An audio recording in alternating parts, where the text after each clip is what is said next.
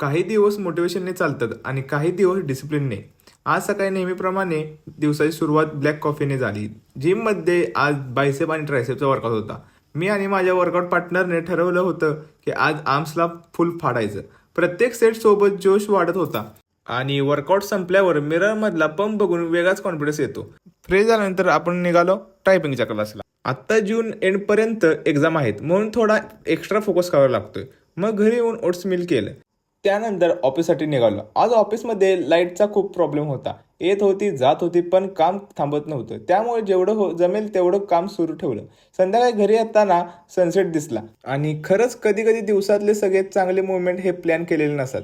घरी आल्यावर आपण फ्रेश वगैरे होऊन आपण चालू केला आपला ॲपचा वर्कआउट. कारण रोजच मोटिवेशन असेलच असे नाही, पण कन्सिस्टन्सी असू शकते. रात्री ट्रेडिंगचा क्लास अटेंड केली. त्यानंतर चार्ट अनालिसिस करायचा प्रयत्न केला.